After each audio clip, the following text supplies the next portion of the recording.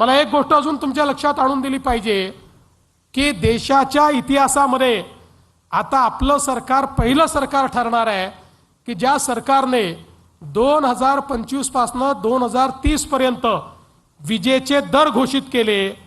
आणि पूर्वी आपण जर गेल्या 15 वर्षात बघितलं, 20 वर्षात बघितलं तर दरवर्षी आपले विजेचे दर हे 9% वाढतात दरवर्षी। तुम्हाला ते लक्षात येत नाही कारण MERC ते वाढवते, सरकार वाढवत नाही।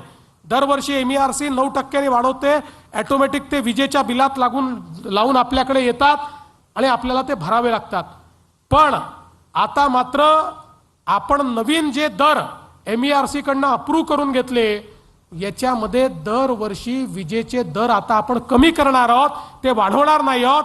म्हणजे आपल्या 70% ग्राहकांकरता जे 100 युनिट पर्यंत वीज वापरतात त्या 70% ग्राहकांना तर 2024 मध्ये त्यांचं जे बिल होतं ते वाढण्याच्या ऐवजी ते 2030 पर्यंत 26% कमी होणार आहे। दरवर्षी ते कमी होत जाणार आहे। त्यामुळे आता विजेची दरवाढ याच्यावर विरोधकांना आंदोलनच करता येणार नाही। 5 वर्षाचे रेट घोषित करून टाकलेले आहेत आणि ते दरवर्षी आपण कमी केलेले आहेत।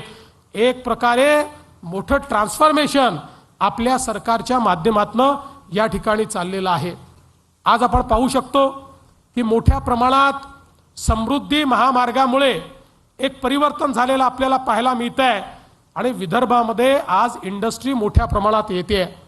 आपण पाहतोय नागपूर असेल, चंद्रपूर असेल या भागामध्ये चांगली इंडस्ट्री आली, पण आता तर गडचिरोली हे आपलं नवीन इंडस्ट्रियल मॅग्नेट तयार झालेलं आहे। आणि एकट्या गडचिरोली जिल्ह्यामध्ये आपल्याकडे जे इन्व्हेस्टमेंटचे प्रपोजल आले आहेत किंवा ज्यांच्याशी चर्चा चाललेली आहे त्या सगळ्याची एकंदरीत गुंतवणूक जर आपण बघितली तर 2 लाख कोटी रुपयाची गुंतवणूक एकट्या गडचिरोलीमध्ये होणार आहे। परवा मी लॉयड्सचं उद्घाटन केलं, ऑलरेडी 14,000 लोक कामाला लागलेले आहेत। आणि आपण जर बघितलं 14,000 लोक कोण आहेत, SC ST OBC पोरं आहेत, आपले स्थानिक आहेत सगळे, त्यांना ट्रेनिंग त्या ठिकाणी मिळालं आहे। आणि परवा मी भूमिपूजन केलं, जे 30 महिन्यात जो प्लांट तयार होईल त्या ठिकाणी 20,000 लोक अजून कामाला लागणार आहे।